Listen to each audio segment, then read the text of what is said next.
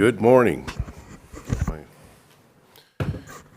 It is 9 o'clock. It's November 29th. We're here for our regular scheduled Commissioner Board meeting, and we have a full slate of commissioners. We have our administrator and our clerk of the board. So at this time, call the meeting to order, and please rise and join in the pledge.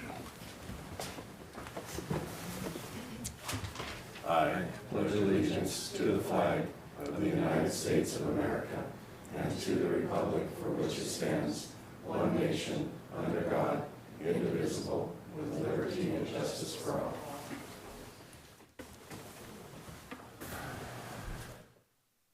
All right, the first item on the agenda is approval of the vouchers. I believe we have two today. Yes.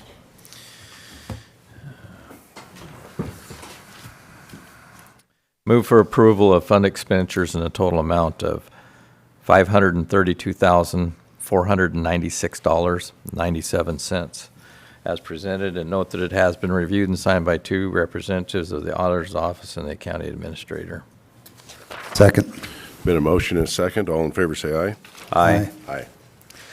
Move for approval of salary clearing payroll and emergency management payroll in the total amount of $1,213,153.10 as presented, and note that it has been reviewed and signed by two representatives of the auditor's office. Second. Been a motion and a second. All in favor say aye. Aye. Aye. Takes us down to public comment.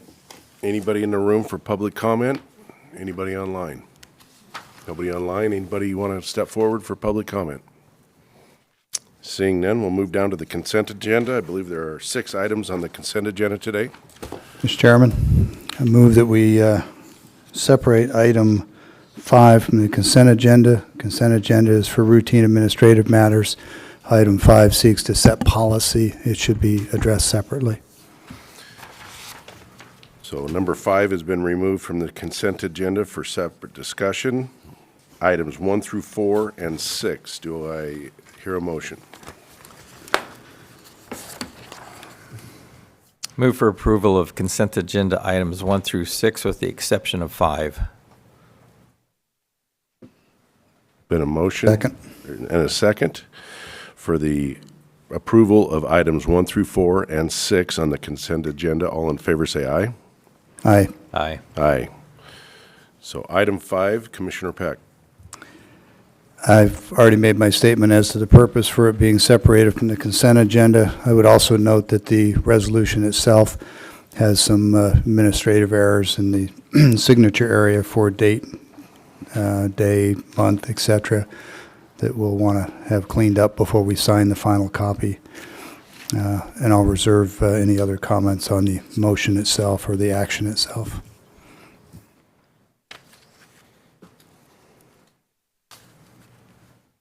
So we're looking to put this on the next meeting's agenda with review and corrections? I'm merely separating it from the consent agenda because it establishes policy, should be considered separately so that individual commissioners can vote on the merits of this item without it being tied to all the other consent items.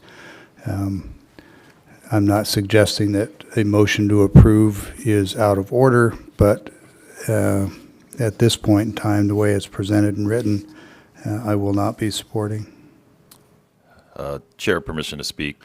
Jeff Burkhart just walked in, and he was instrumental in helping craft this with Jeff Briggs. So I'd like to give him the opportunity to come up to the mic and speak a little bit about the intent of this and why we're speaking about this today. So Jeff, if you wouldn't mind. Which Jeff? Oh, Jeff Burkhart. Well, Jeff, whoever wants to.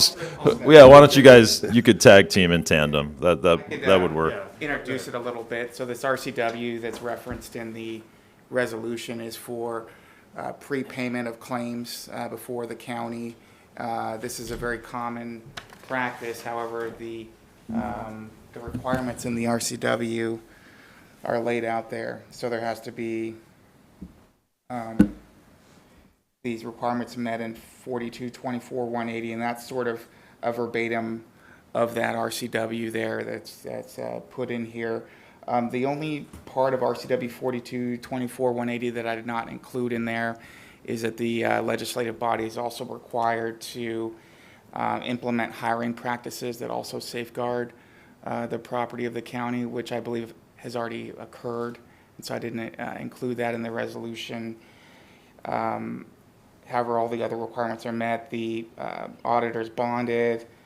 The resolution itself establishes the necessary contracting, purchasing, and disbursing procedures as the auditor follows the BAR's guidelines for accounting. And so the auditor's office would be reviewing these pre-authorizations, if you will, and approving them. And then those go before the commission.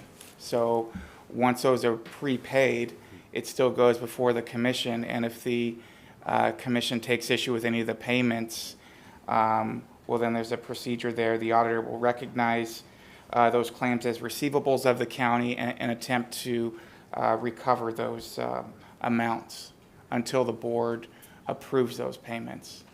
So what I'm getting at is if there were a scenario where the auditor paid a claim, the commissioner said, we don't think this is a valid claim, well, then the auditor would try and collect those payments from the payee, as it were. Do you have anything to add, Jeff? I think that sums it up. Thank you. And Jeff, if I might add, the reason we've got to this point is because of the late fees we're being charged on our P cards, correct? That's correct. Can This you is get also. the mic closer to Oh, you? yes.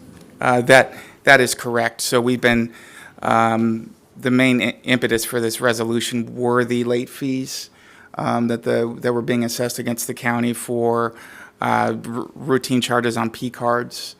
And so we're trying to avoid that. But it's also typically, if you look at other jurisdictions, it's a very common practice to utilize this tool, not just for the P card, but for other sorts of payments of a routine nature. Any other questions for Mr. Briggs? I don't have any other questions, but I know this has been an ongoing struggle to avoid these late fees. So I am actually in support of it, and I would make the motion that we approve consent agenda number 5 as presented. As I would respectfully ask that we do perhaps an amended motion taking into, well, I guess that'd be within Mr. Peck's purview, but he is right, there are some typographical errors on that document, so perhaps a motion approving it with the caveat that the county administrator be permitted to correct any minor Scrivener's errors in the document. So I'll amend my motion to authorize the county administrator to make correct the scribbler's errors. Thank you. All right, thank you.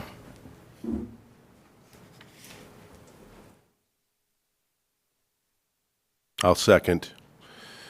So there's been a motion and a second for resolution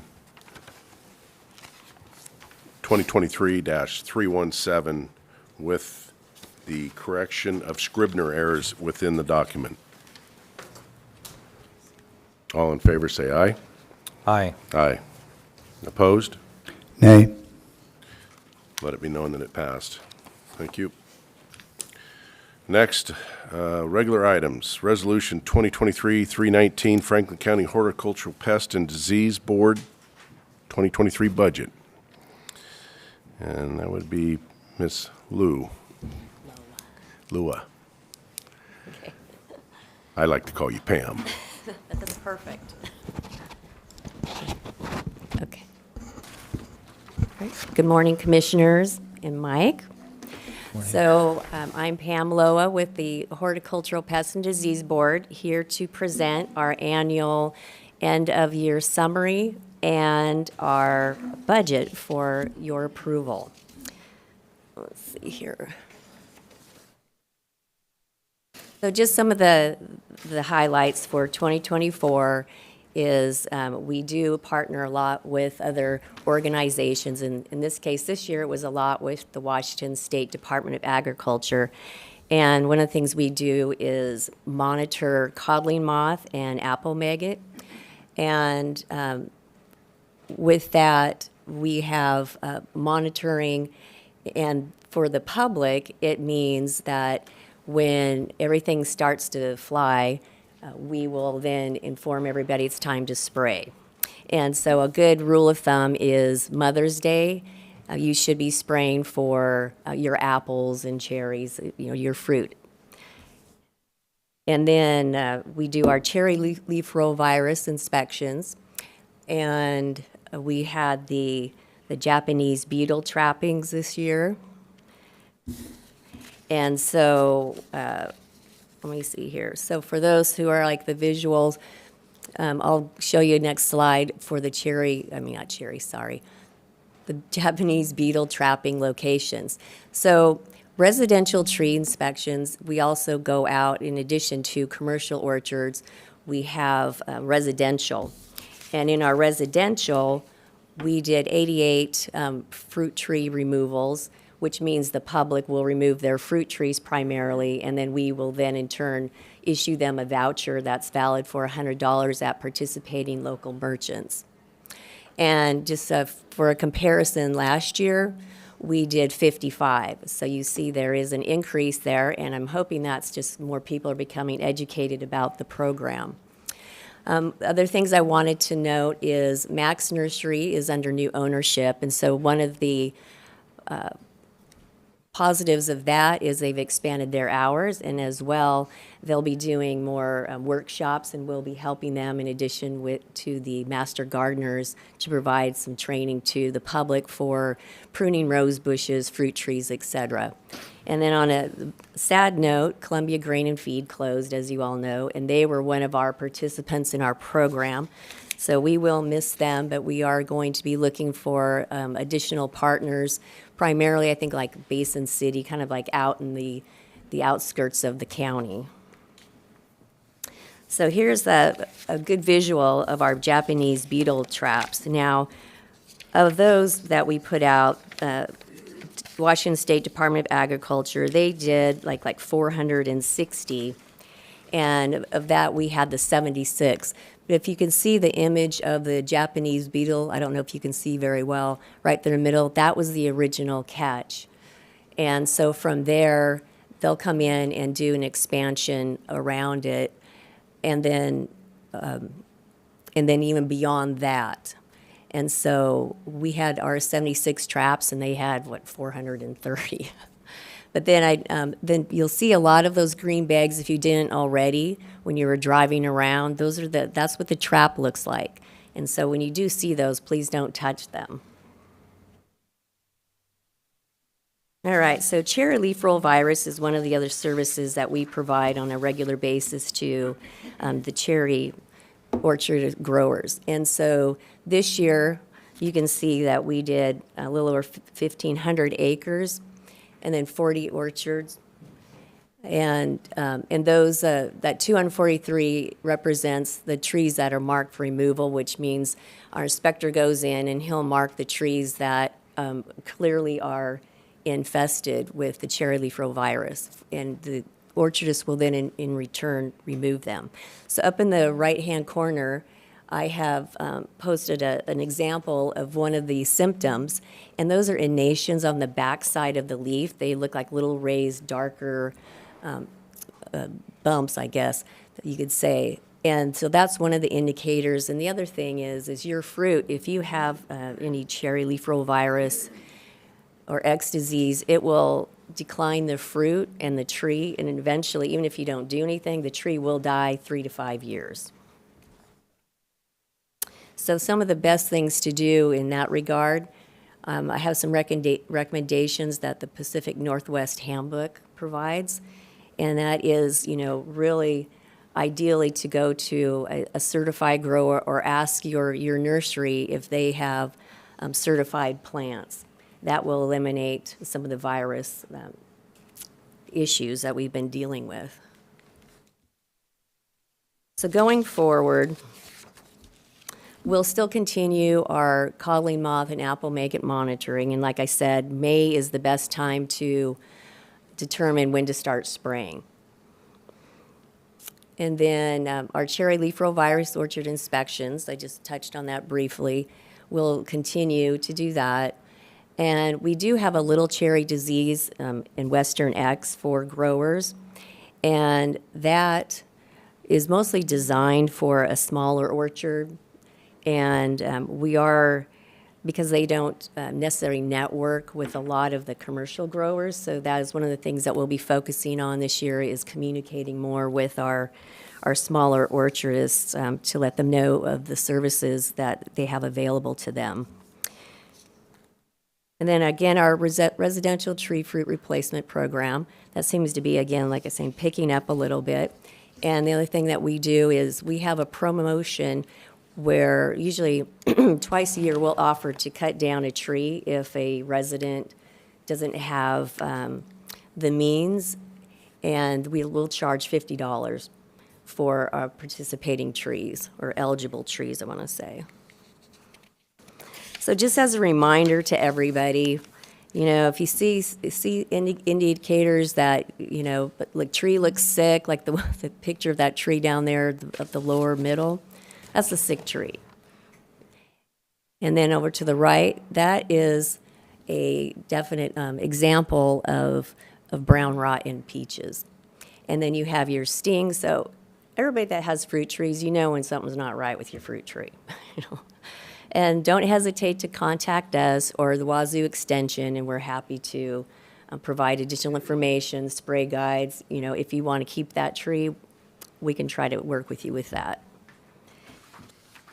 But on a just a note, though, if somebody offers you some homemade organic applesauce, I might be a little weary. You know? Again, so we don't have the spotted lanternfly here, but the difference is this insect, it's year-round. Whereas, you know, Japanese beetle, they pretty much spend a lot of their time in the ground. Not this guy. So if you have grapes or other fruit, you want to definitely be on the lookout for this insect.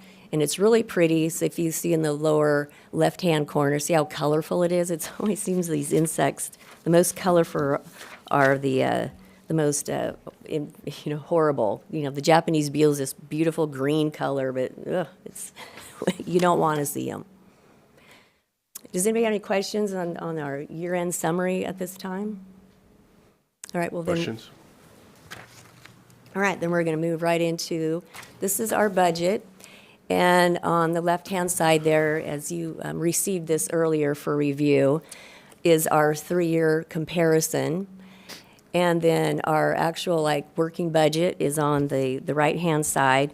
And I just kind of noted we receive our special assessments from parcels. So we get $6.30 per parcel, and then $4.50 per acre for tree fruit acres. And in there, that represents cherry, apple, peach, plum, nectarine, and apricots. That provide that $4.50 assessment fee. And I highlighted some items that are kind of new to us, and we're going to be selling some trucks, and so there's some revenue in there. Plus, we do the tree removal that I mentioned earlier, and I put those in there. That's the nuisance pest control service, and then investment interest. And then so going down, it's pretty straightforward with our personnel. We like to we have 3 inspectors total. And then I have an extra help in there in case we have someone we need to assist for additional trapping, which we did a lot of trapping for the Japanese beetle this year. And then small tools and miners equipment is just, now that we're cutting the trees, we need some additional equipment for that, and as well as we are increasing with a new computer this year, our staff. And then rents, I had highlighted because I increased that because I'm not sure. I think our office at some point in time will be displaced. So I wanted to pad the rent a little bit.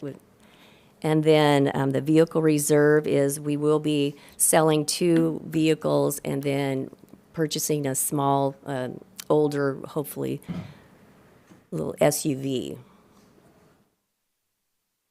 So that is our budget for you approval. And if you have any questions, I am happy to answer. Questions, commissioners?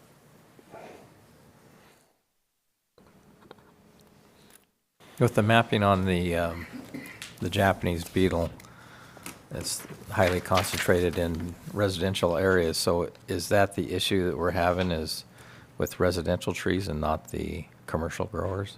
Yes. Well, but also for consideration, a lot of times Japanese beetle, they're hitchhikers. And so they could have come in new construction too. So new construction is the other item that might cause issue because they come in the soil, the sod. Yeah. So yeah, there's multiple ways that that it could have showed up. It was a resident who approached our booth last year I want to say at the fair, and she had mentioned she thought she saw it, and so that's why this year we went to her house, and that's where we started putting out the traps, and sure enough, unfortunately, we did catch one. So as far as I know, they were already concentrating in that area last year. But yeah, so with that, I'm going to piggyback that Washington State Department of Agriculture. So there was a total of 5 beetles trapped. And at this time, they're not putting into place any quarantine, but they will be reviewing and considering a control plan. I'm hoping they're just going to be offering maybe some spraying to the residents, but we'll be offering Japanese beetle traps again like we did. And we'll be at the Home and Garden Show in February and have available traps for disbursement if anybody's interested. All right. And then, Pam, I do have one question. I lived in another state once upon a time that had horrendous problem with Japanese beetle, and after a while I became to believe that putting traps out in my yard to collect these things was merely bringing the neighbor's Japanese beetles to my yard. And Right. that bag there that'll probably hold a quart easy, maybe more, would fill up in a matter of a couple of days. That's frightening. Fairly disgusting. So the question is there any methodology or process by which trap arrays can be placed to draw Japanese beetle to areas that can be, I don't know what the right term is, but exterminated, fumigated, whatever, as a tool to try and reduce these in larger numbers? So if I'm understanding your question, is there a treatment for residents? Well, is there a way that we can attract these away from residential areas into open land and kill them en masse? Oh, I don't think so. Okay. I would, and I think you already knew the answer to that. Well, I suspected, but there's Yeah. going to come a day, I fear, when we're going to see these in people's yards all throughout the city, and it's a mess. So I I'm know, hoping that there's some Grandview- way to get ahead of it. But the positive is Grandview, they had a reduction in their count this year. It's still a lot, but then they'll still continue to spray out in the Grandview area and Wapato and where they're finding them. But yeah, so and we don't, we don't want a quarantine. A quarantine means that it's going to be very controlled where we take our lawn clippings, landscapers will be affected by it, the garbage will be affected by it, disposal.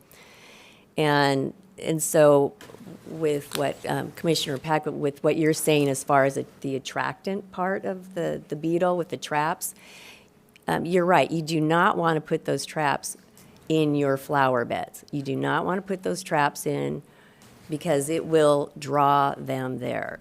And so you want to keep them out, along in the perimeters of your yard, because the lures consist of a pheromone as well as just like an attractant. It's a fragrance that will draw them in. So yeah, So there might be an argument for placing these in the perimeter of a subdivision as opposed to in yards within, and that's sort of the Yes. concept I'm getting to, is draw them away from the residential areas with mass traps in less populated places. Thanks. yeah. you had mentioned you're looking for an SUV. Yeah. Is that something that can be looked at maybe from the sheriff's motor pool, or what were Well, you? there's a process. You Okay. know, I'm not 100% certain what, but I know our vehicles, we sell them at auction. And as far as purchasing them, I know that we have an agreement, meaning the county, with the state. And so I'm not sure if that's something that we are required to adhere to, or if we can purchase a vehicle at auction. I don't think we can just do a trade-off, kind of.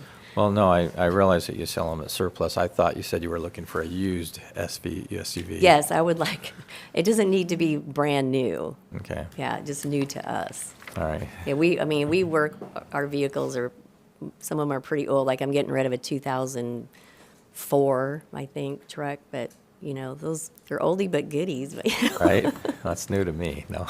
yeah, that's new to you. Yeah, so. I have one of those too. Thank you. All right. So Pam, I have a question on your budget comparisons. Your budget and your actual, you've always been pretty good about retaining money through the year. Does that money just keep compiling in your account? Or no, we will invest it, if I'm Okay. understanding you correctly, yes. Yeah, well, So your budget was 207 in 2021, and your actual budget was 151. The same thing in 2022 budget was 183, 137, 315, 154, and now this year budget is 456, 390, and I'm anticipating that's because of the Japanese beetle and the other pests that are moving in here and more intensive trapping. Concentration, right. Yeah, all the stuff you're doing. But I'm just curious, the funds that you're not using in the previous years, are those pushed forward to you? Yes, Okay. we are. All right. And this is all paid for by the orchardists and the leases, right? Yeah, I'm not sure, like, by leases, but the parcels. So every Parcels. resident potentially is assessed a service fee. Right. For pest and control. Like I said, it's $6.30 Right. for a parcel. And then 450, Can't afford that through the, coffee anymore. and 450 for acres. Yeah, And so there's no money coming out of the Franklin County budget. correct. Yes, this is It's all separate. like a special assessment. Just wanted to make that clear to everybody. Okay, yeah. All right. Any other questions? If not, I'd entertain a motion.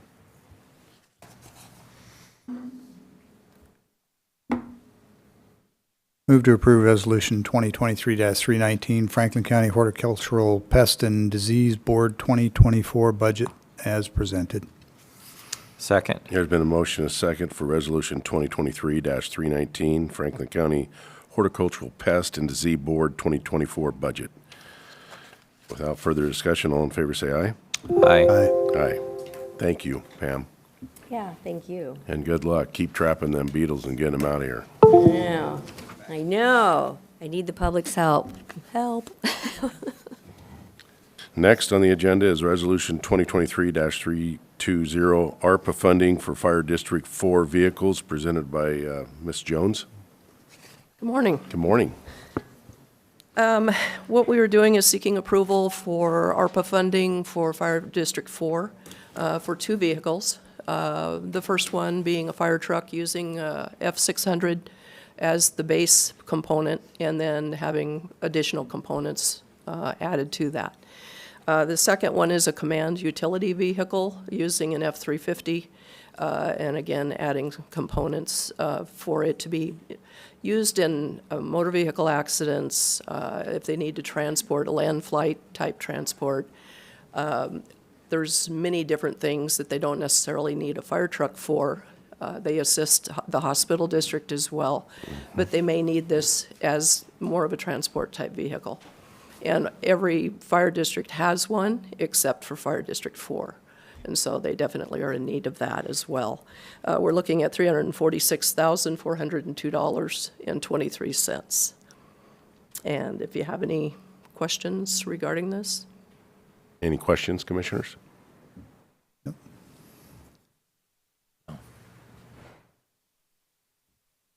I'd just like to say to our fire departments, great job last year because nothing got out of hand. Our fire district up here 2 days ago went out with the jaws of life on an accident, helped some people on these icy roads. My wife was on the call. She's an ambulance person, so I just want to say good job to them on their fine work. And Fire District 4 is Basin City, and so it's important that they have these apparatuses up there north Franklin County. So good job. Thank you for your fine work. If there's no other comments, I'd like to entertain a motion. Move to approve Resolution 2023-320 as presented. Second. There's been a motion and a second for Resolution 2023-320. All in favor, say aye. Aye. Aye. Aye.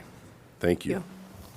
Next on the agenda is Resolution 2023-321, primarily approval of subdivision 2023-01 Plateau of River Ranch.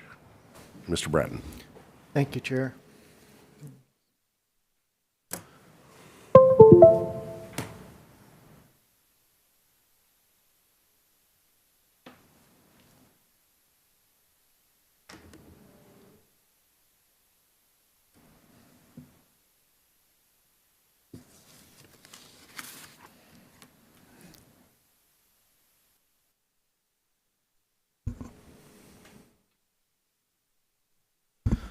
Thank you. Yes, this is a request for preliminary approval regarding subdivision 2023-01, the Plateau at River Ranch. The request is to divide one parcel into 25 single-family residential lots, averaging around an acre or more. It's proposed to be served by a Group A public water system. However, even if that for some reason should not be able to be implemented, the subdivision would still be able to move forward with an exempt well process or something similar. But the assumption is that water system is going in. So there are conditions covering both scenarios proposed. Parcel number is 124-300-375. It's west of Fraser Road, north of Fanning Road, south of Alta Lane, south and east of South Landing Road, and east of the Columbia River. Comp plan designation is rural shoreline development. The zoning is rural community 1, and the property size is 36.31 acres. So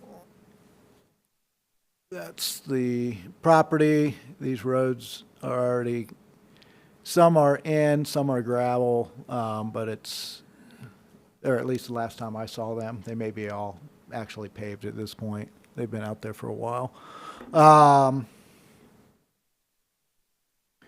This is the proposed layout. So what we're looking at are these lots. These already exist through an earlier short plat process. So they're not part of this subdivision. They're just,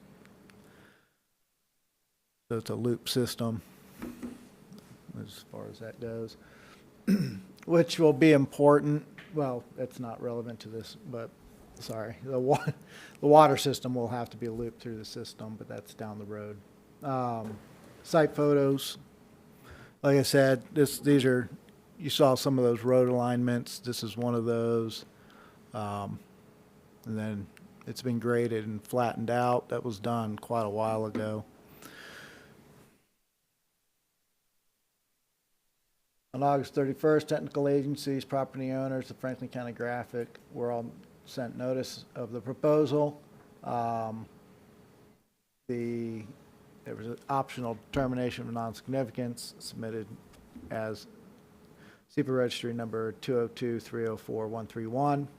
And then the property was posted with a pending land use action signed on July 21st. We did not receive any public comments, meaning from residents. We did receive comments from the assessor, Public Works, E911, archaeology, DAHP, Fish and Wildlife, due to the proximity to the property to the shore, and the tribes, and ecology. We always get comments from ecology. So the SEPA mitigations for the proposal is that they're going to need to do a stormwater general permit, which is not unusual, best management practices, to minimize dust. Again, we always have that requirement, but it's very important here because of its proximity to the shoreline. Dust will go up and float into the river. They need to make sure that they're preventing that from happening. They will need to, again, due to the location and proximity and past history of activity in the area, they will need to do a archaeological survey prior to development of the property. Upon full build-out, Group A system, which meets all the fire flow requirements and everything like that, then they will be able to utilize the standard, what we call our standard setbacks for residential development, 25 in the front, 25 in the rear, 10 to the sides. However, if that cannot be implemented for some reason, then they will have to adhere to what we call the rural setback, non-fire setbacks, which are 20 to a side, 25 in the back, 25 in the front. That said, on an acre property, you can make it fit generally anyway. As you know, we have to do drainage system, design, capture, and dispose of stormwater runoff on each property. And then there'll be an outside irrigation source provided. If not, and that would be also part of that water system, because of the way the water systems work, that water system would provide the water, and then the irrigation system, outside source, would provide the irrigation in separate systems. If the water system can't go in, then they would be limited to the half acre of irrigation on the property, just like anybody else utilizing an exempt well. But adequate suggested findings of fact, adequate provisions have been made for the public health, safety, and general welfare. The proposed subdivision does contribute to the orderly development of land use patterns in the area.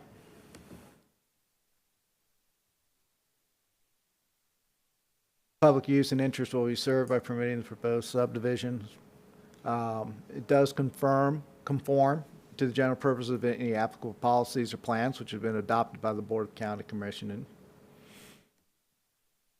Does conform to the comprehensive plan and zoning requirements and the general purposes of Title 16 subdivisions.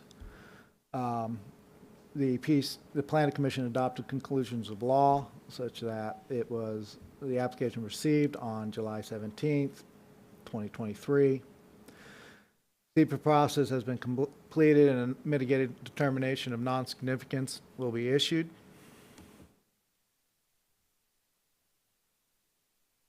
The Planning Commission did render their recommendation regarding this proposal, and the review criteria of Chapter 16.20070 was used to develop the findings of fact.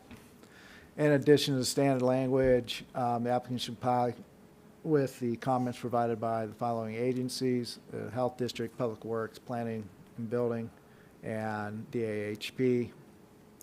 And I have a suggested motion if you have any, or following in questions. Questions, commissioners? I need to recuse myself from Okay. this. Thank you.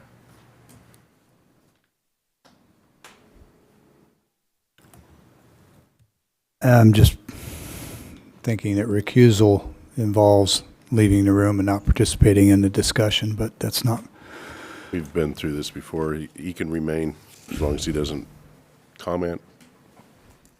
He's fine to stay in the room. it's a, yeah, not going to argue this one. We'll let the future commissioners read the law. So, there is a water system that we previously approved that is to be developed. Are these lot sizes as proposed sufficient to encompass both an exempt domestic well and a septic system, given the fact that this particular project has a note to go on the face of the plat cautioning about septic sites and variability of soils? Or to make it a more precise question, are you comfortable from the planning perspective that if these lots don't perk, that there is a Group A water system available, or option B, some of the lots can't be developed? That would, if the Group A system could not go in, and if I remember right, is it this one?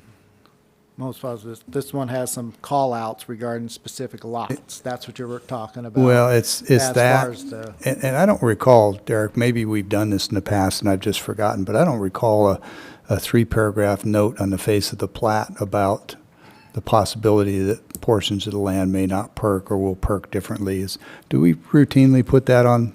routine is not accurate, but it has done. It's been because done before. It's a site-specific situation. Normally, perking and issues like that aren't an issue in Franklin County. However, there are certain spots and areas where it becomes some sort of issue due to the soils or the rocks or something. So the concern is that if it turns out that as drawn, some of these lots don't perk, and they're presumably large enough in the proposed drawing to handle both an exempt well and a septic.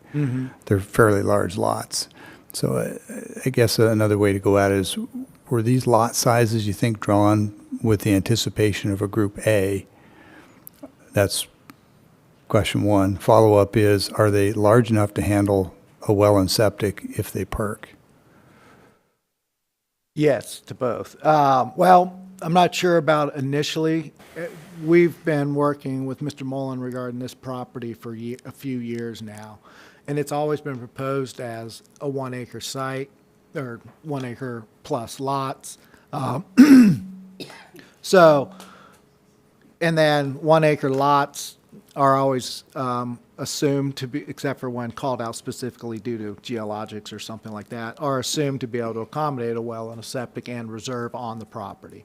So yes, they're able to do both. Those specific properties, again, it's not that they wouldn't be able to necessarily do it, it's just that they may have to get a more robust engineered system, or a system that does, I'm not a septic guy, but there's these different nitrate I understand. stuff or something. What I'm hearing you pretreatment. say is they're properly sized to accommodate well and septic, and if there's a perk problem, they can go to the Class A water system that sounds like it may be available. And failing both of those, maybe an engineered system, or maybe even redrawing some lot sizes. Correct. Okay, Yeah. all right. Well, that's it. It's an interesting area geologically, as you know, that whole shoreline is, and Yeah. where things perk and where they don't.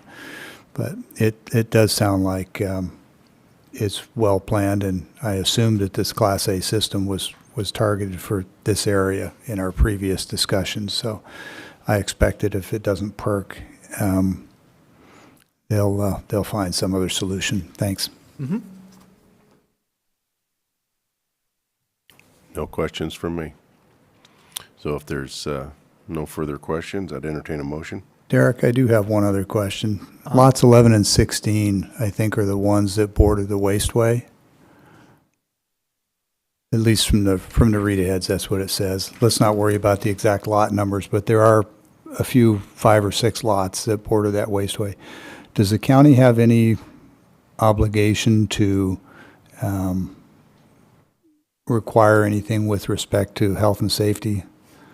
I don't think we do, but I'm bringing Not it that up I'm because, aware of. there's been more than a few kids lost in those canals over the years, but nothing. I don't believe we do. Okay. I'm not aware of anything. That facility, there are technically no trespass zones. And Generally, that's the responsibility of the owner of the facility to mitigate against liability issues. It is not our responsibility, except for when it's clearly called out as such. Sometimes that would be the case, but I think there would be some challenge to any requirements where we require a developer to mitigate against something that can be walked around, so it mitigates here, but yeah. Yeah, I'm not thinking necessarily physical mitigation, but we put notes on the face of plats all the time to advise developers and prospective owners of lots of particular conditions, risks, and hazards. And given that we live in this state of joint and several liability, if we have that option to give notice and we don't, does that open a door? And I think it does, but I also agree that it's not something that I can recall us doing in the past.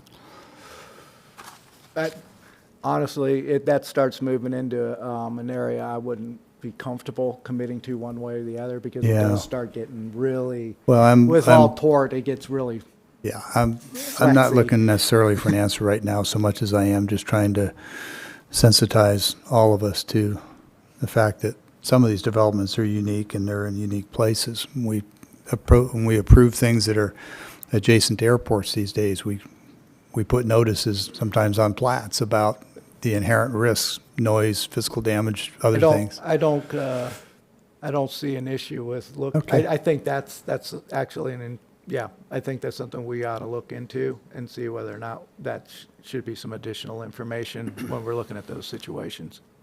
But we haven't been doing that normally in the past. Okay, thank you.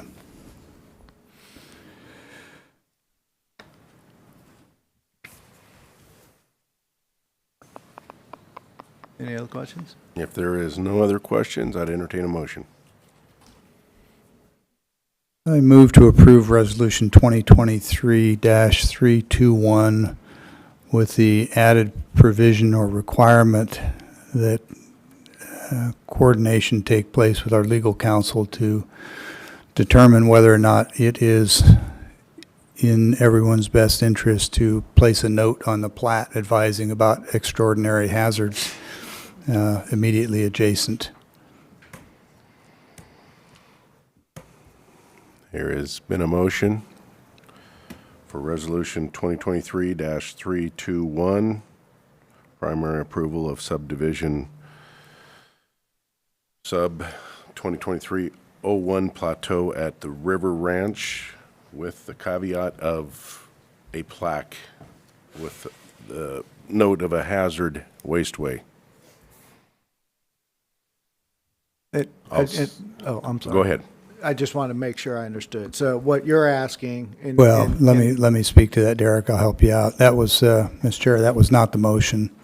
The motion was to require coordination with legal counsel prior to final plat to advise on whether or not we need to add something to the plat, given what I would describe as a potentially extraordinary safety hazard immediately adjacent to the development.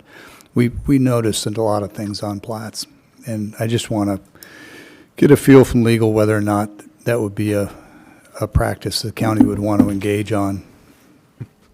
We may get an answer now. Yeah, given joint and several, and given that we've discussed that several times over the years in these meetings, we've talked about the hazards. Commissioner Mullen himself has talked about living next to one of these canals and the hazards.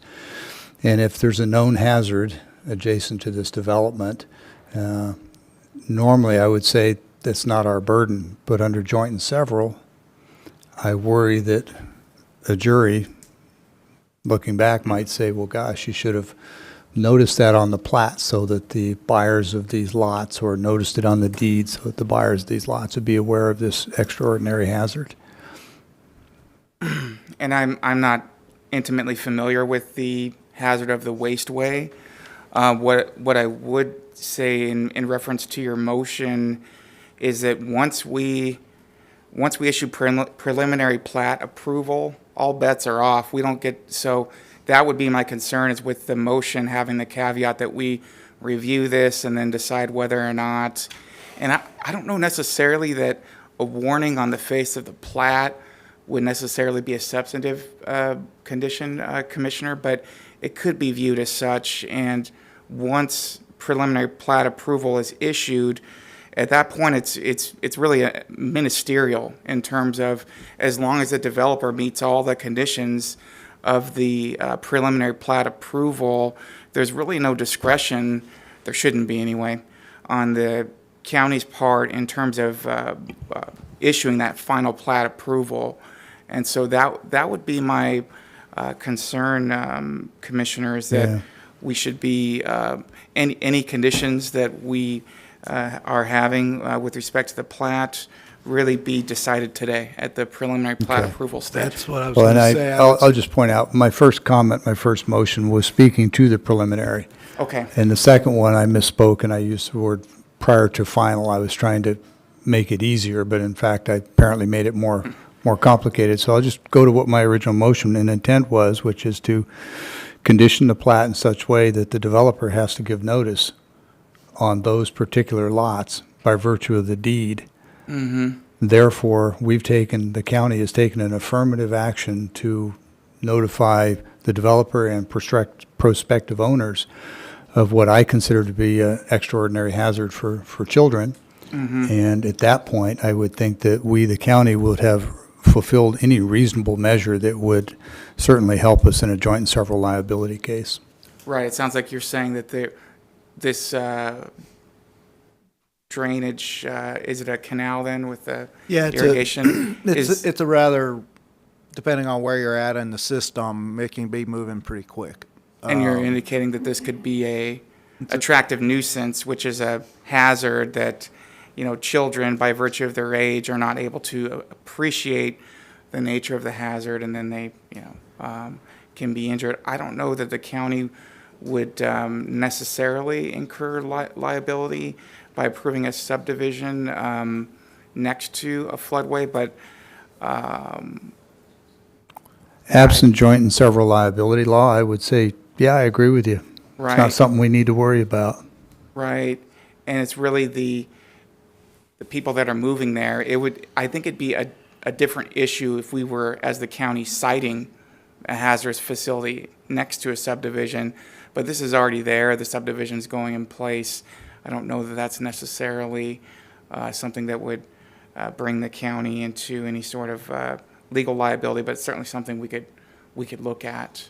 And in terms of having that sort of notice on the face of the plat, that's certainly within the purview of the commissioners to require that under 5817-110, which obviously allows the commissioners to make any sort of conditions on the face of the plat that are necessary for the health, safety, and welfare of the community, as well as there's that odd language in 5817-110 about children who walk to and from school.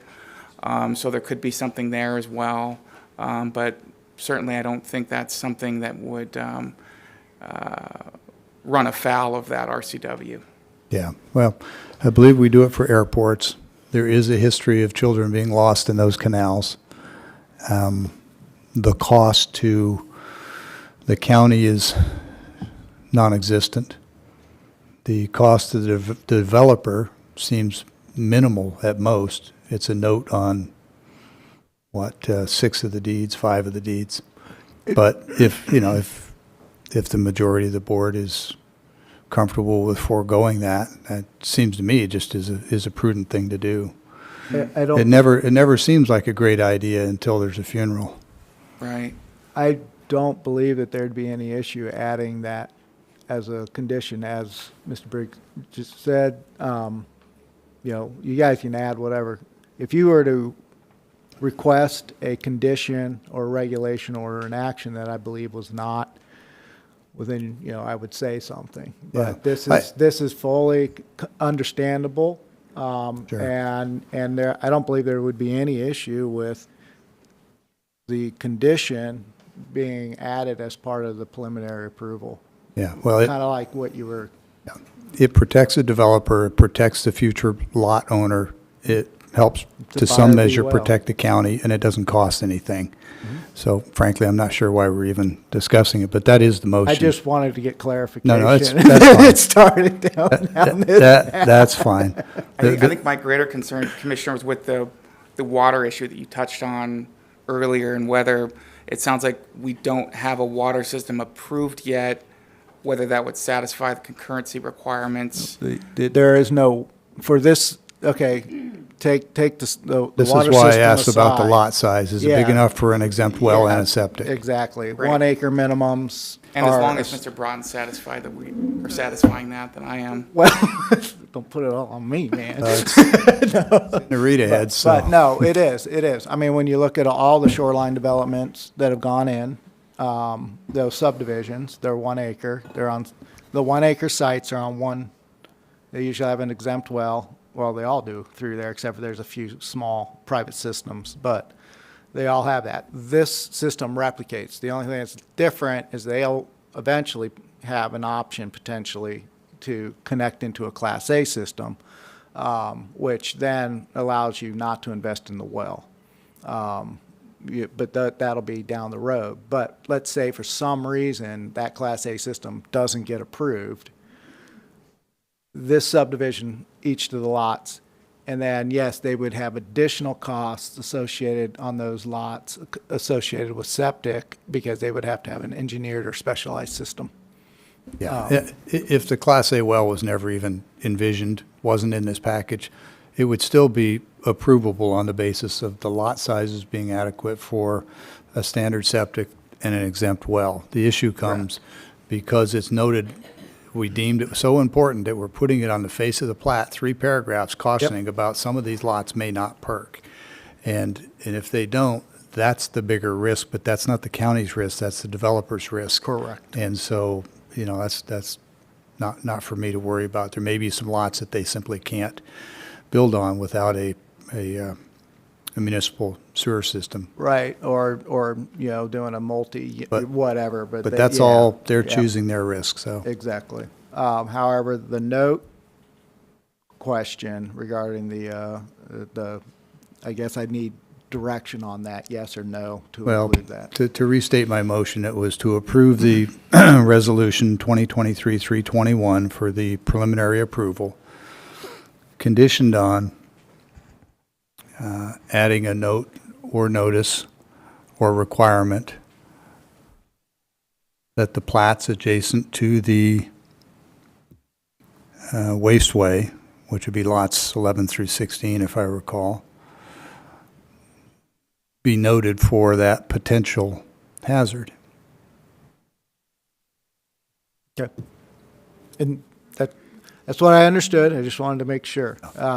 So we'll get that on there. That will be on the plat. There will be a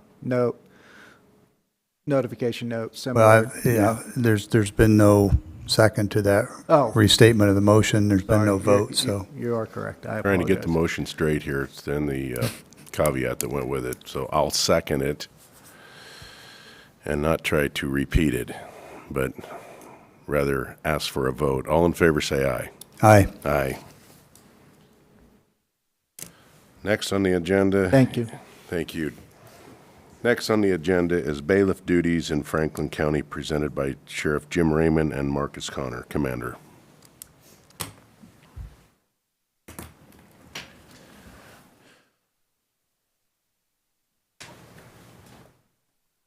I'll get out of your way in a second.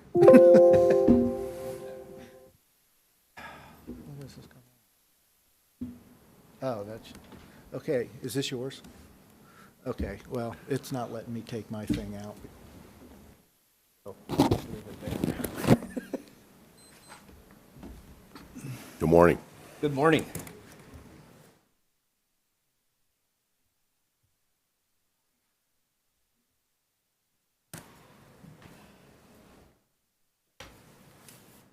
All right, so I want to draw your attention back a couple of weeks ago.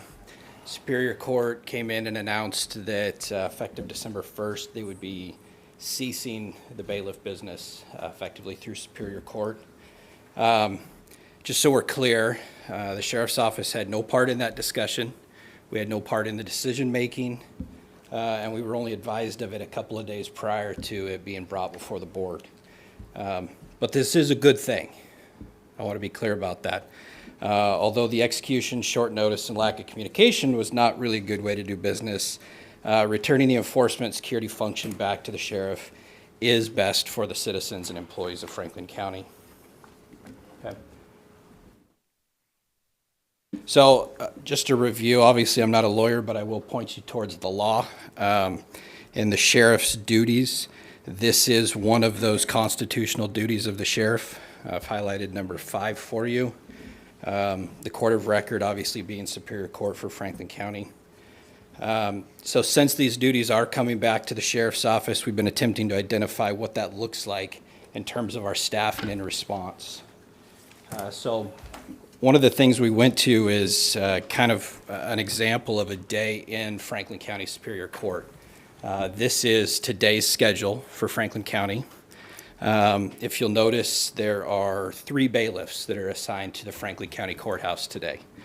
There's a trial starting, which typically takes 2 bailiffs, one to facilitate the courtroom operation, the second to handle prospective juror transfers and issues that may come with that. And then there's a completely separate docket that's going on today. So that kind of gives you a little bit of a snapshot of what bailiffs, not all days are the same, obviously, but this is today. So this is an example. Generally speaking, we have 3 to 5 patrol deputies on duty at any given time for the sheriff's office. And that's covering all of the rural law enforcement duties of the 1,000+ square miles that we're responsible for, civil process in the entire county, including the city, traffic safety, which is obviously a much more of an issue right now with the colder months coming up.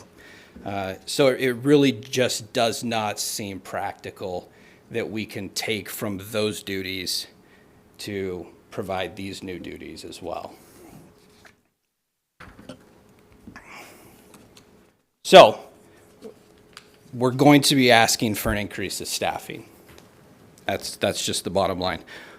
That additional staffing will give you a lot more than just the bailiff duties. There's going to be some downtime.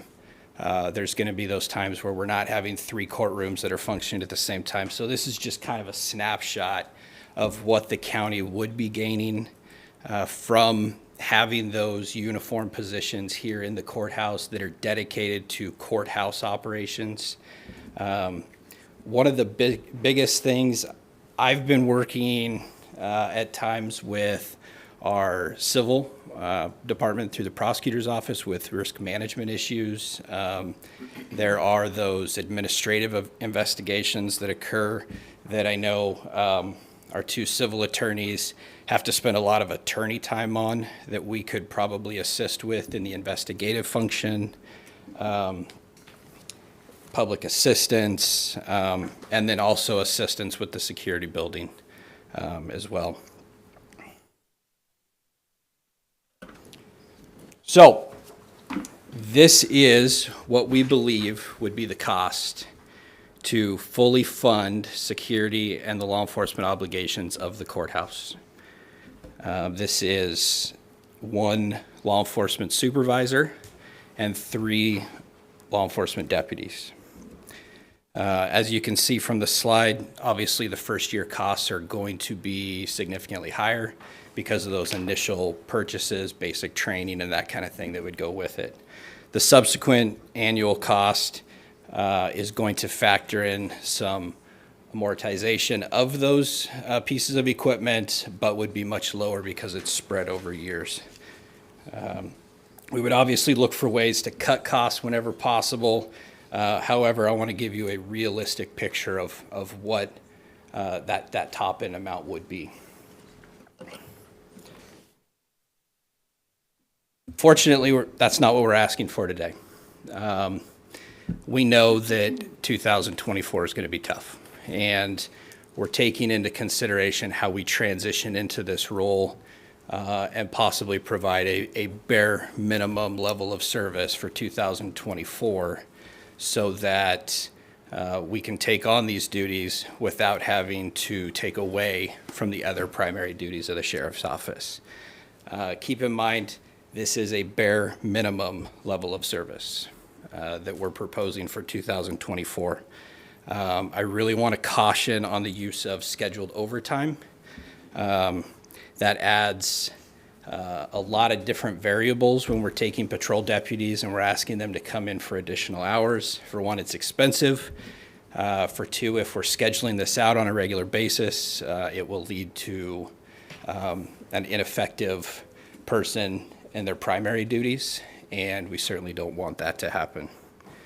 So I realize this is obviously the 11th hour. You guys are going to have the 24 budget up for consideration here within a couple of days. It's unfortunate that we're having to come in here in the 11th hour and ask for a considerable amount of money to make this happen. But once again, I want to stress, this is not something we planned on doing. We're simply responding to it. So in the spirit of at least assisting in the conversation about where this money could potentially come from, obviously this is board decision. However, we did look at what if the board chose to retain some of those funds that have been going to the Pike County Superior Court for bailiff duties and for unfilled positions. There would be enough money to cover this 2024 request. In the ASR, I kind of spoke to the coordination that has been occurring, although it's been minimal, with Margot from HR and Mr. Anderson from the auditor's office. We have both, I've had conversations with both of them so that they know that this request is obviously coming. They have, some of their own ideas and maybe some concerns about this, and I would let them address that if they want to. But I just wanted to at least give you an option to show that we're trying to not create a new expenditure, but maybe a possible solution on how to transfer that. So we do not have any formal action that we're requesting of you today. This is something we wanted to get in front of you to consider for the 24 budget. If that's something that you're inclined to do. I know Tim Anderson had expressed to me that he would obviously like some direction so that he can get that prepared. So we're simply just asking for the conversation to figure out where we go and to give Mr. Anderson some direction for next week. I've already spoken to Jennifer about next week's agenda. If we do need to bring back some formal action, there's basically a placeholder in the budget where we could do that. So I would just defer to you for any of that guidance. So, any questions? Questions, commissioners? So the cost is going to basically double. Yes, and I think one thing to keep in mind, the cost that it used to be was not to provide the service that it should have been. And I think that's probably part of the consideration that Superior Court took in their decision-making process. So it's hard to look at this as an apples to apples because things have changed. Laws have changed. The expectations on people performing those duties has changed. And we're all going to be forced to recognize that that's all changed. And unfortunately, with that will come additional costs because we need to have the right people doing those jobs. So yes, it will significantly increase.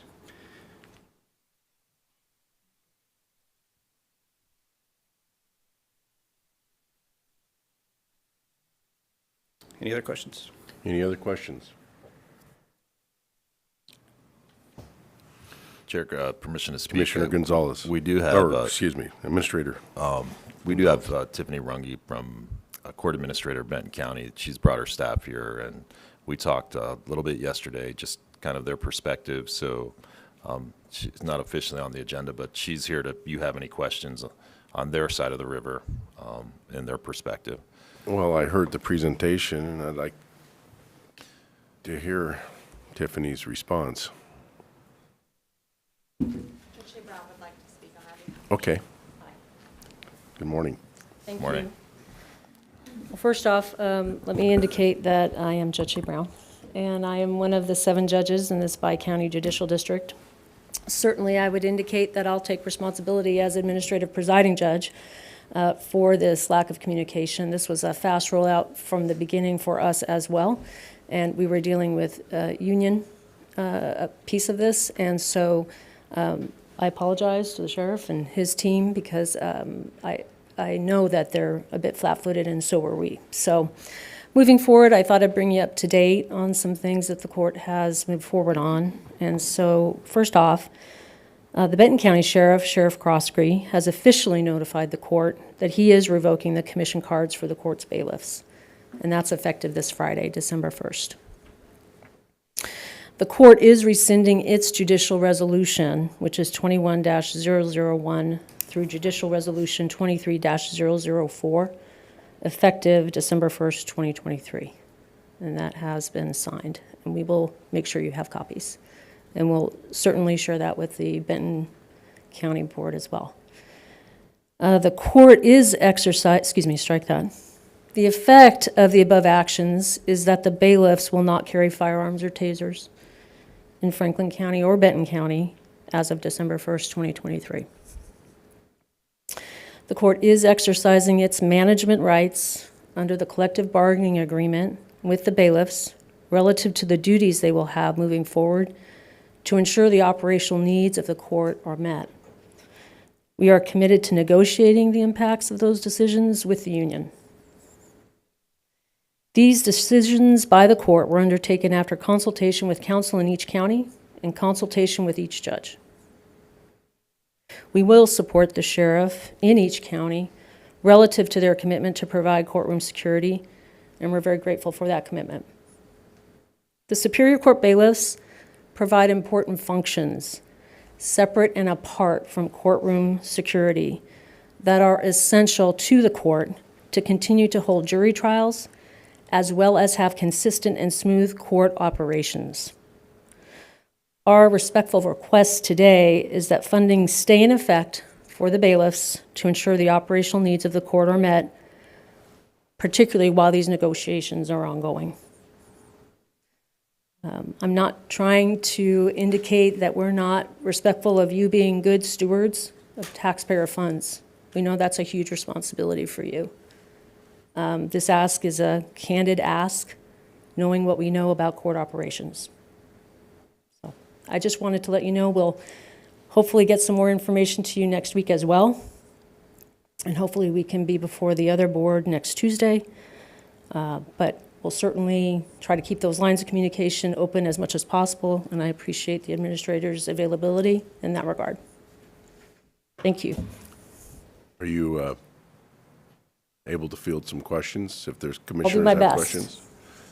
Questions for Judge Brown? So the issue is whether or not they can carry a gun or a taser? Is that, No, we've made that decision, made that decision, but. and that's our right under the collective bargaining agreement.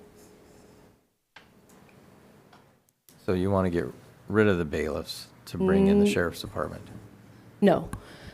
I think what happened the last meeting, and we've had meetings with both the bench and council in between that and had additional information received. So what I think you heard before at that earlier meeting, this is a update to that. So while we're removing those firearms and tasers, what we're indicating to you is they have a multifaceted responsibility over and above having a firearm and a taser in the courtroom. So if I understood you correctly, the Benton County Sheriff has removed the bailiffs from the courtrooms, or is going to. No, what he's doing is removing the bailiff's cards. He's revoking the bailiff's cards, Right? and that's effective Friday. Okay. The bailiff's So what cards. happens then? Sorry. The bailiff's cards. Right, and so what happens next as a consequence is that Thursday close of business, firearms would be turned in and tasers would be turned in. But they'll still be in the courtroom after that? Correct. Their jobs aren't ending. We're negotiating their duties, and that's our right under the collective bargaining agreement. And in light thereof, we're asking that you not pull funding while we're in those negotiations. One last- Understanding, sorry. One last question. Sure. As a judge in these courtrooms, are you going to feel safe without somebody in there with the ability to protect you if something was to arise? Well, what I understand to your question is, in light of the efforts made by both sheriffs, we are grateful for those efforts and we support them, and that will make us feel safe. So you're asking the counties then to double dip and pay for the bailiff and the sheriffs?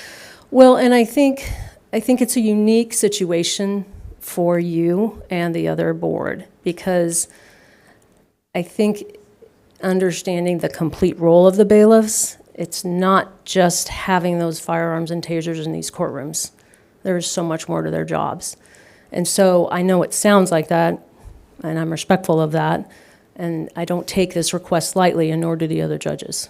But there is more to it, and I'm happy to tell you that we have a lot of jury trials we're trying to get out. We have a trial readiness and trial priority docket that we've established as of June. And the goal there was to bring all attorneys together so that we could make sure trials are getting out weekly in both counties. And that's really important, as you know, because of the backlog with COVID. So that's happening. And that's I would tell you that I'd invite you, if you would like to come to one of those dockets. It's on Wednesdays at 2:30 in Franklin County. Commissioner Holt handles those, but we lay out essentially and hear from the attorneys, hey, we need, can you get out? Are you ready to get out? We're ready to get out. We have the resources for you, okay? So again, the bailiffs and what they do is not solely related to these firearm possession and taser possession. It's a lot more than that. Having them there, they're assisting with working with those jurors. You saw the schedule for today. You had 2 folks there handling both the voir dire process. Sometimes we have very serious cases, as you know in the paper, they're covered. And we have questionnaires, and so you need to have 2 bailiffs there. What are they handling? Well, they're handling the making sure the jurors come in. They're handling the numbering. We have special questionnaires that need to be copied. Those have to be copied for all of the parties and the judge. Strike that. They're copied for the jurors to complete, okay? Then all of those completed questionnaires have to get copied by the bailiffs. Then they're distributed to counsel and the court. Then we go over them and we figure out who do we have to individually question and bring back. And so when we do the individual questioning, we bring them in because these are sensitive topics. Could be about murder, could be about sex crimes. And so one bailiff is there ensuring that there's 2 bailiffs dealing with the questioning process. When that juror comes in, bailiffs inside dealing with it, and then we have the other jurors waiting, potential jurors. So that's what necessitates those 2 bailiffs. So there's that gets completed, then we have voir dire, so then you're managing. Could be a bigger group of jurors too. You might have alternates because it could be a longer trial, could be that because of COVID or other sicknesses, things are happening, and so you want to make sure that if someone can't stay on, you have enough alternates. So that might merit also having your bailiffs stay on as 2 bailiffs. So you want to make sure you don't have a mistrial. That's expensive for the courts. It's expensive to have jurors come back. It takes a lot of time, and so that's really key to what we're doing as well. Then we have dockets with a lot of folks that we deal with the criminal dockets. We have papers being moved about, lots of paper dealing with that the bailiffs handle. I don't want to underestimate or minimize that. It ensures that it's distributed accurately, it gets to the jail, it gets to the right parties, it gets to the defendant. All of that's very key. So there's a lot to their jobs over and above carrying that weapon and that taser. Okay. And Do the majority of the counties in Washington State have armed bailiffs? No. They have bailiffs, but they're not armed. Do I have the exact data for you? No, but our court administrator could get that for you if you wanted it. Oh, I'm sorry. I believe that we are the only counties, Benton and Thanks, Franklin County, that have armed bailiffs. Thank you. So can I clarify that? Just because I know that question's been asked. So the follow-up question that I'm hoping would be, does that mean we don't have armed uniformed personnel in the courthouses of Washington State? The answer is no. It's just not through Superior Court. So the question of, do we have armed uniformed security personnel in all the other county courthouses across this state? Yes, there is. It's just our relationship has been unique for the past several decades. Am I correct in that Yes. assessment? That's So- my understanding as well. And we have, as you know, there's lots of legislation that comes through, lots of new forms that comes through. If you go on the courtswa.gov website, you'll see any number of forms. And a lot of those forms are ones that we use in the courtrooms and that the bailiffs are responsible for. Very important to the court's business as well. So we have bench books that we rely on for our work on the civil protection order dockets and other dockets, and so those are things we ask them to maintain as well. So there's a lot to their jobs that assist with operational needs, and the business of the communities in these counties, the citizens asking for hearings, whether it's civil cases and dockets, whether it's adoptions, whether it's domestic matters. I see this as a very necessary symbiotic relationship between both bailiffs and law enforcement through the sheriffs because of their specific role, and then understanding that what they're proposing, with all due respect, I honor it, the bailiffs would still have a role to play in regards to security. They're going to still want to place a call to somebody, right, for that assistance that's needed because you only have one person. And that's key too. So, you have any other questions for me? I see Sheriff came up. Yeah, Judge, I've got one. Let me start with the premise that everything you've explained is clear, makes sense to me. I think when we compel citizens to come in and serve on a jury in a confined room, we have an obvious duty to keep them safe. And whether we do that with armed bailiffs or armed deputies, we ought to be doing, my opinion, one or the other. With all due respect to bailiffs, I would prefer to see that armed security be provided by a commissioned deputy with arguably a lot more firearms and public safety training, I believe, opinion. And the point I'm working up to is that over a number of years, hearing discussions about bailiffs and their needs, we've had discussions about additional funding for blazers because their firearms wear holes in the sides of their blazers and other issues. But we've provided special pay and compensation in circumstances so that they can have those jackets and present a professional appearance. Question is, have we provided them additional compensation or specialty pay for the requirement that they be firearms qualified and trained and carry? And if we have, is that pay being reconsidered and potentially removed and reimbursed to the counties to help pay for our deputies providing that security? And if the job's going to change in that very significant way, it seems that some adjustment's in order. Right, I understand. And to me, that's part of that union negotiation piece of the puzzle. And I can say, based on assertions made to me, that there have been increases in their salary relative to the possession of firearms and tasers. What that specifically is, I don't have that number for you, but certainly I understand your question and I respect it. And Okay. I know Tiffany would be at the table to talk about that with the appropriate HR folks and the union folks too, relative to accomplishing the adjustment if that's what is lawful and appropriate. Right. Thank you. Okay. Any other questions? Okay. And next week, we're hopeful to have some time as well, understanding the request that's being made. Okay. Thank you for your time. Thank you. Yeah. So, to recap this, you're talking about two different functions. The courts, the judicial officers, have decided that they're going to go away from armed bailiffs, okay? Which creates a conundrum and to a certain degree.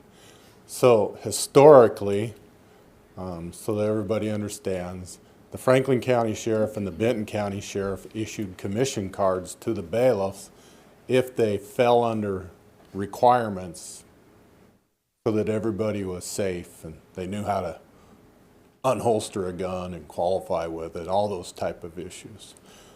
Several years ago, I withdrew my commissions because I could easily see that there was going to be a litigious problem under the way the circumstances were taken away. And so I just withdrew my commission cards. I did not tell the judicial authority if they could carry guns or not carry guns. In fact, at the time, Sam Swanberg, Judge Sam Swanberg, wasn't concerned about that. He was the presiding judge or representative for the judges and said he was just going to authorize them to carry guns and provide security in the well of the courtroom, which means in the juror area, et cetera, et cetera. Okay. The law has always been, and will probably always be, that the sheriff executes writs and orders of the court and follows the judge's direction, for lack of better words, so long as it's legal and lawful. And that's how we've worked here.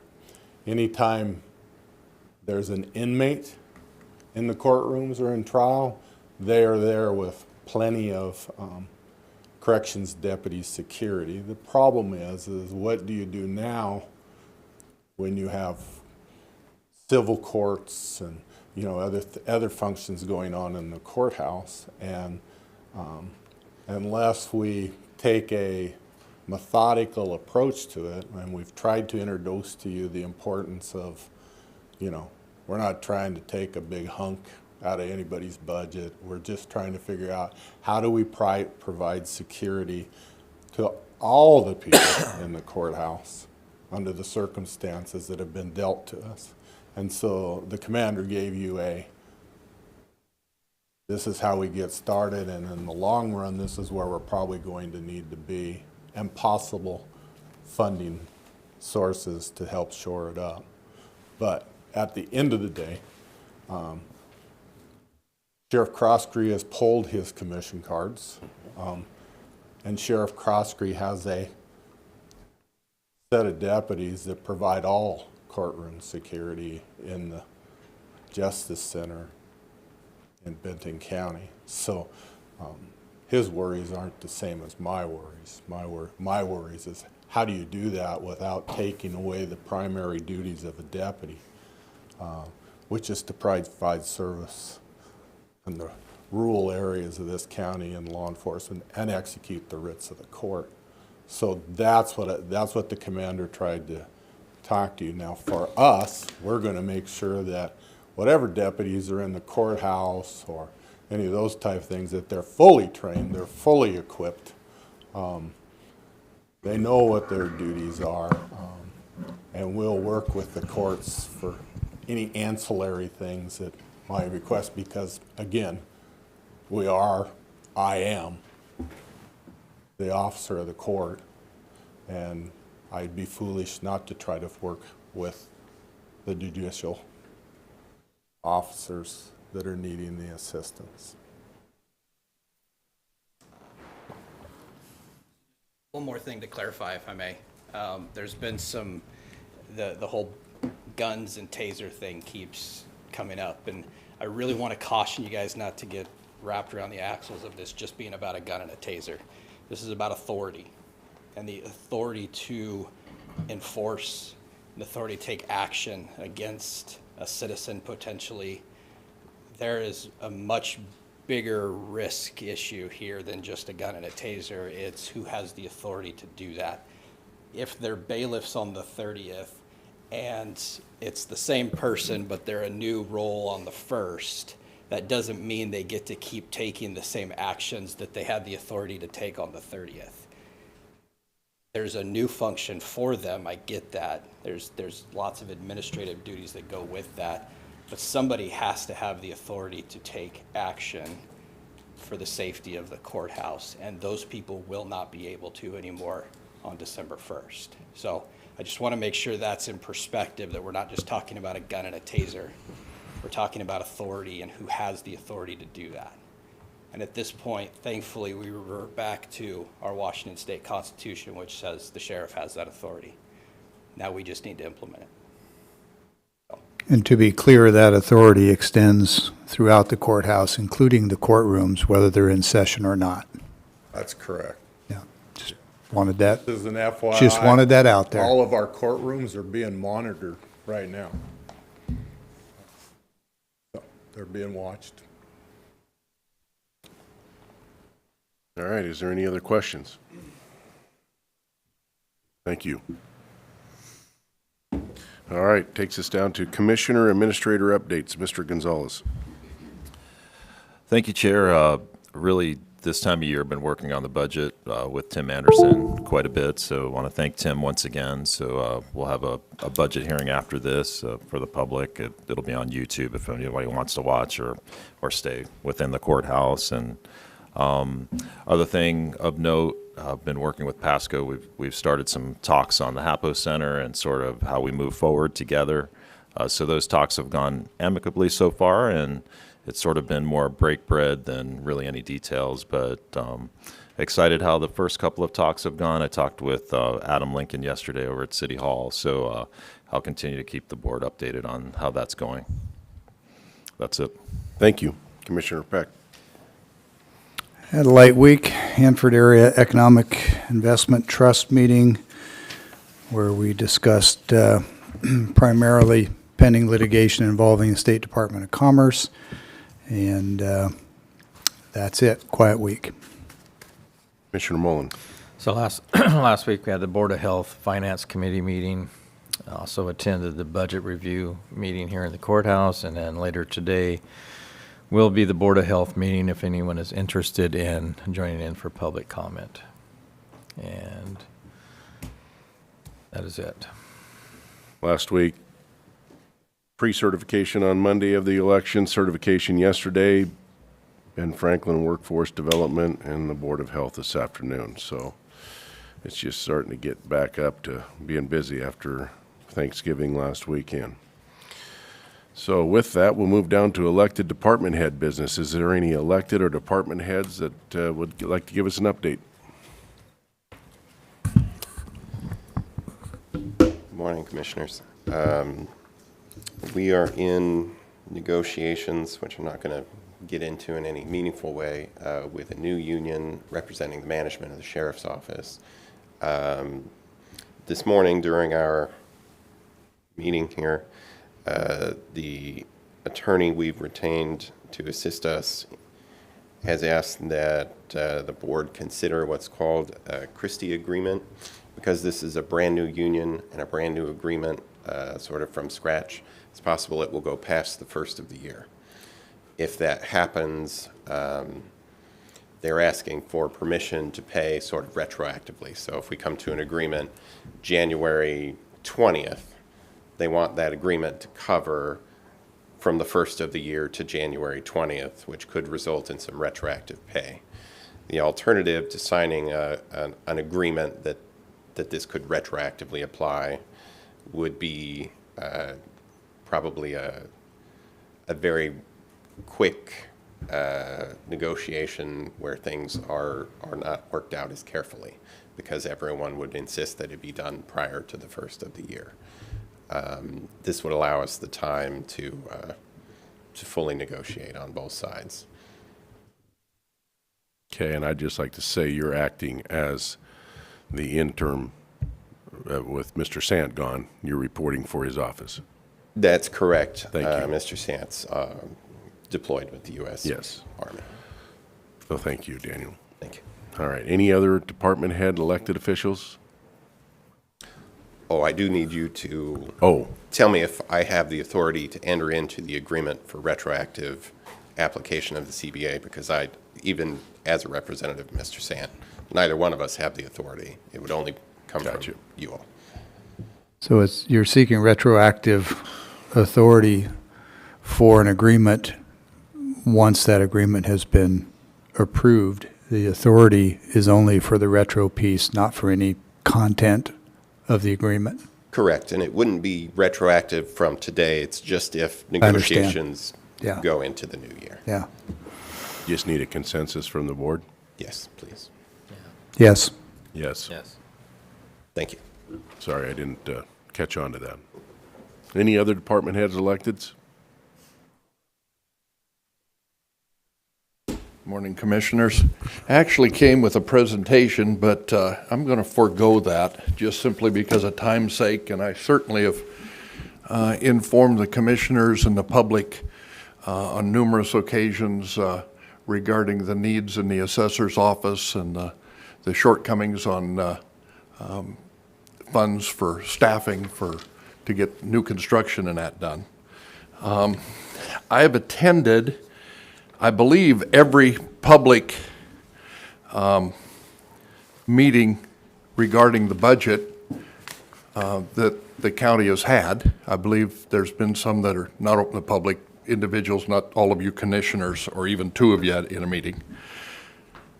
And certainly I have heard input from the county administrator and from the Director of Finance, Tim Anderson, commissioners. Last week, in fact, it was requested that the county administrator contact all of the different electeds and department heads in an attempt to see if there was some way we could maybe trim a little bit off of our budgets. And I've certainly spoken to Mike about that. And I even addressed the commissioners last week where I had even contacted IS and spoke about a reduction of about 25% on one of the software packages that we could do, which they did put in their modification. But, and I may be wrong, but I don't recall the commissioners here ever voting in a meeting or taking action as to what should or shouldn't be considered in the budget. I don't believe I've heard that. Correct me if I'm wrong, to where you guys have taken any action as to what should or shouldn't be considered in the budget. I know everybody submitted their budget requests. It's my understanding that my budget requests, at least for the staffing requests, isn't being presented, wasn't in any of the last 2 or 3 meetings as far as the dollars that may be considered for those staffing positions. And it's my understanding that unless the commissioners here kind of direct the county administrator or the finance director to at least put that in for consideration, that it's not even something that's in there for consideration. I respectfully would suggest or request that the commissioners at least consider it. You can shut it down, you can change it, you can approve it, not approve it, vote against it, vote for it, but I think it certainly should be part of what's in the budget request and being considered by the commissioners for that. So I know the numbers presently that I saw last week, shortages even, do not include any of the staffing requests that I had, including the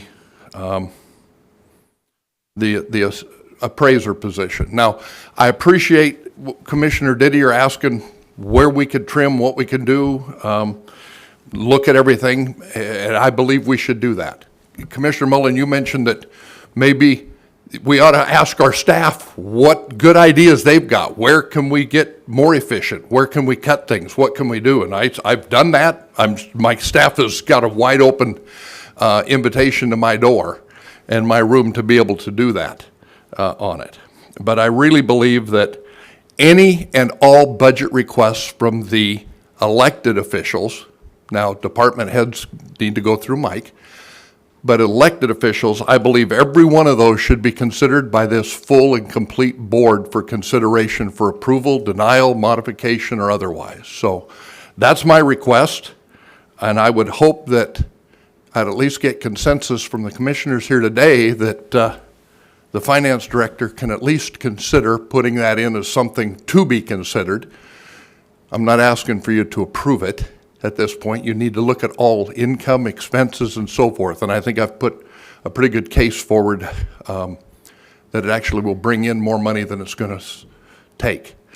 You did ask Commissioner Mullen what it would cost, and I told you it'd probably be north of $100,000. It actually is less than $100,000, and so I thought I would correct that.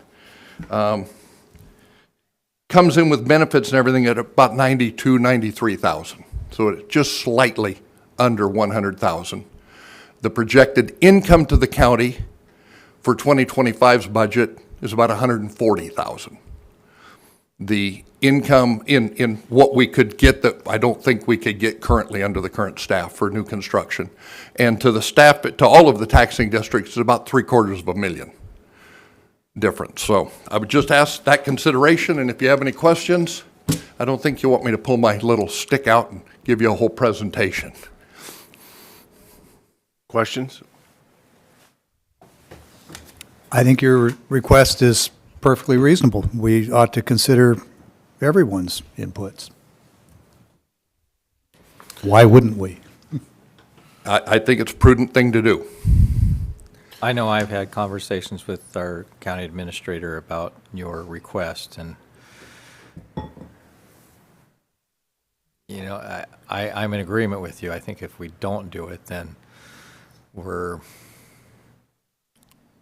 penalizing the rest of the county. I mean, our portion might just be enough to break even, but it's the other districts that we're going to suffer because of that decision. But, you know, we're faced with some pretty hard challenges right now. Yeah, and if the county continues to grow the way it is, Monday night, Pasco had a presentation by their building and planning department that their projection is 23,000 new homes in the next 20 years in the city limits alone of Pasco. Just break that down, divide that 23,000 by 20, and you got about 1,100 new residences a year coming into just the city of Pasco. That's an entire person for appraisals and new construction and everything else right there, just what they're planning going forward. Not to mention what we've been missing. So there's some huge growth coming. So just for your consideration, I appreciate it. Not asking for you to approve anything today other than maybe, I've heard from two of you, or maybe Tim's at least got a message. You can at least throw that in for your guys' consideration, and I'd appreciate it. John, if I may. Yes. What year was it that you took office? 21. 21. So February 1st of 21. February 1st, that's when you were elected? Or was No, that that's when you appointed me as Appointed a you. commissioners. Okay. So in that, Elected in November of that year. so I'm looking through the history, and I know that you came in 21, but since 2018 to 2023, the assessor's office has grown $537,000. That's probably correct. It is. And we 'cause I've brought looked- in way more than that in just new construction in that same period of time. I know there's a lot of new construction. Yep. And I know we're doing mass appraisals and we're doing, and I've asked possibly if you could shift somebody from the residential, since we're doing mass appraisals, to commercial. I know there'd be some training going on there. Another thought of mine is maybe as the head of this department, maybe you should consider going from 410s to 5/8s. Because it's been proven that in a 10-hour day, the productivity of a person goes down in the last hours of that day. And if we can increase productivity by going to 5/8, I think we could do ourselves a favor here. We have looked at that, and we're not a 410 per se because we're 37 and a half hour rather than a 40-hour work week. Okay. So they're more like 9 hours Yep. with half-hour lunches and so forth. So we have looked at it. We've done it both ways.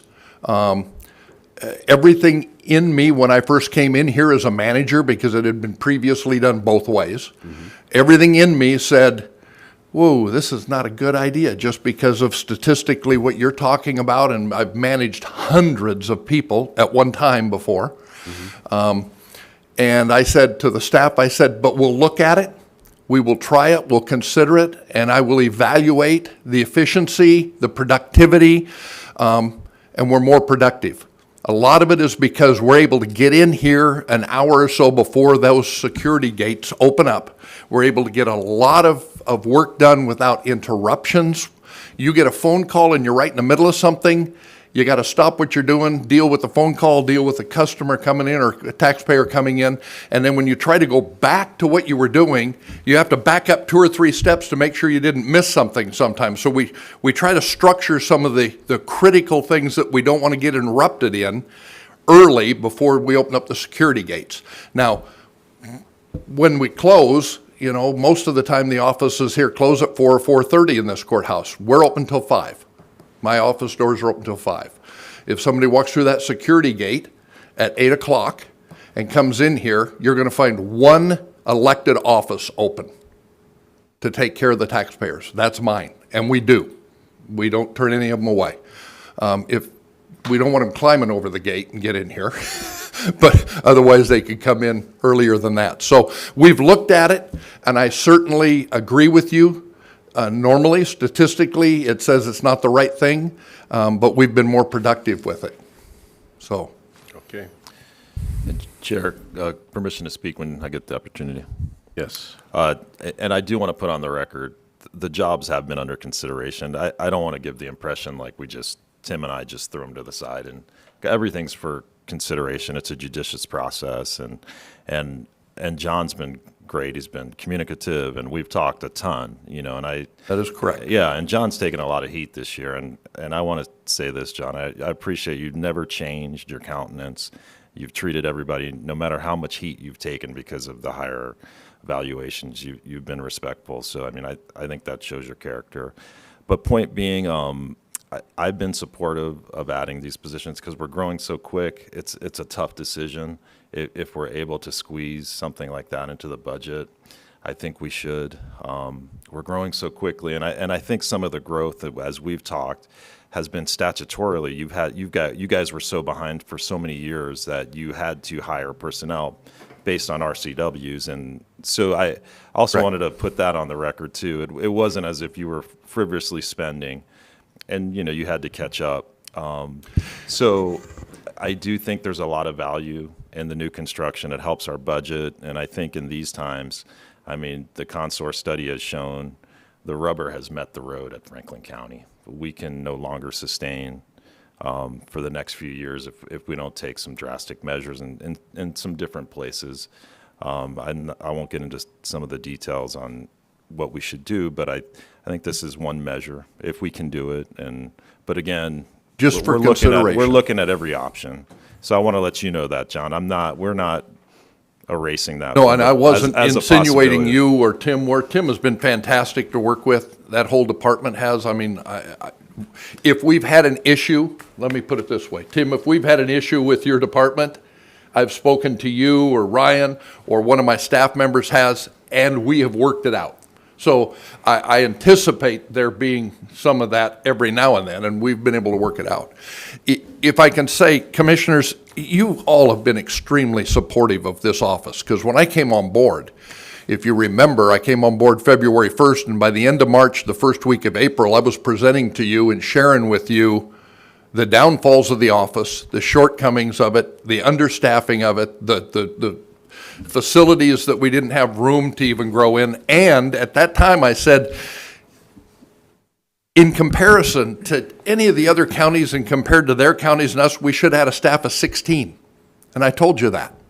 I said, but I don't want 16. Number one, you got to have time to train them and get them up and going. I said, I need 14. Okay?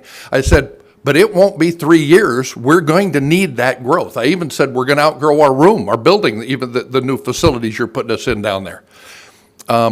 It's 3 years in just about 3 months.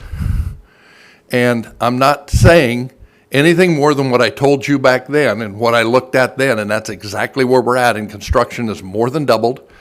We now have an increase of over 50% more seniors and disableds coming into the new program. We're number 6 in the entire state on median household income out of 39 counties. And I know we have a huge poverty level here, but we now have to statutorily meet the obligation of providing all of that for the seniors and for disabled veterans, disabled individuals that now qualify all the way up to $61,000 instead of $44,000 on income. And that requires us to audit, literally almost like a CPA would look at a tax return and income documents and expense document. We're required to do that on every one of those individuals every single year. So, and we're absorbing that, we're working it, we're doing it. I'm not asking for additional staff to handle that.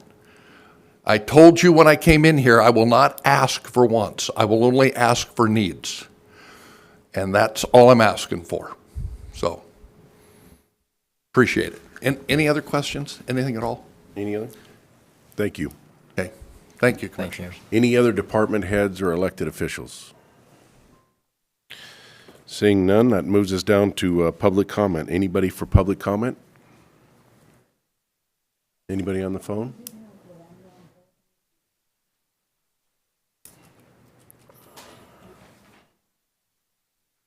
Go ahead. My name's Kim Pauley, live at 1510 Juniper Road, Mesa, Washington.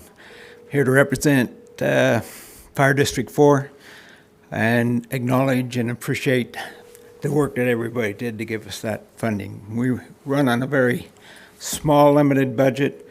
We're all volunteer. We take our job very serious because we have a serious job to take care of. I can't express enough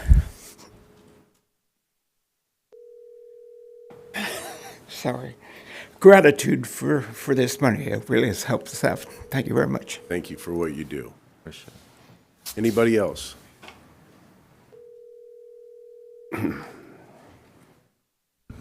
Kathy Sant, Franklin County.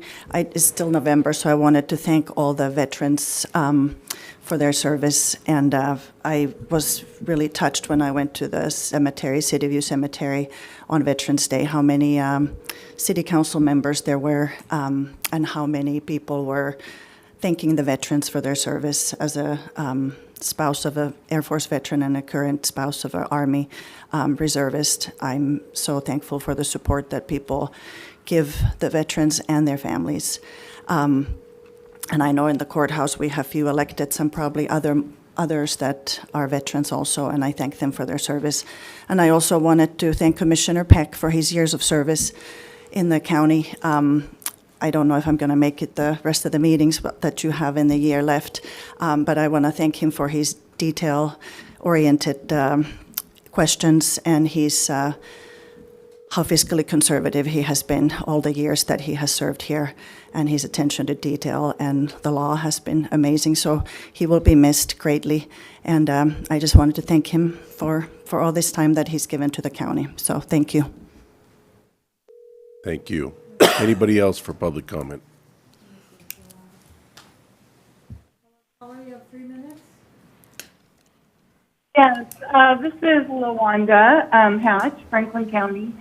I was just calling because I wanted to first thank the commissioner for the Franklin County Adoption Day. I haven't had a chance to call in for a while. Life's just been crazy busy, but many may not know, but my younger sister was adopted when I was 5, and I can tell you she's been one of the greatest blessings in my life. And I just have so much admiration and love for those moms, you know, that choose life for their unborn child and then choose to give them a better life for that child because they aren't in a place where they can care for them. And I know now a lot of adoptions are open adoptions, and I know a lot of families that have participated in that, and it's just been an amazing thing for them. I also, you know, just listening to all the budgetary concerns, something that I've been thinking about for a long time is all this cost that an unsecure border is costing counties throughout this nation. And I know that we're doing a class action suit against the state because of unfunded mandates, but many of you know there's an association called NACO, National Association of Counties, and I just was thinking about, you know, the fentanyl cost, the sex trafficking, crime committed by those that are here illegally, the need for more police, the bailiff situation, the assessor's situation, but all the costs that are actually put upon the counties because of an unsecured border, which is the constitutional duty for the federal government, especially the executive. And I didn't know if that's something that we would even be able to participate in. I don't know who the head of NACO is, if that's something that they would even organize or facilitate, but just something that I've been thinking about for a long time. It's really been a nationwide undo of our system, and it's harming everyone. So just a thought. Thank you. Bye. Thank you. Anybody else for public comment? No more callers? Okay, that takes us down to administration office business, HAPL refit lighting incentive.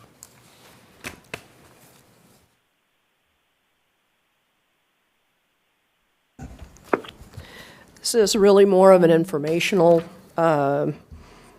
type subject. The Franklin PUD had a retrofit lighting implementation incentive, and thanks to McKinstry, when we did the retrofit lighting and changed to LED, both in the parking lot itself as well as inside, the atrium, the arena, and the expo areas, due to the savings to the county because of the energy not being expended that was before, then McKinstry gave Franklin PUD the numbers as far as the information regarding what was done to the lighting.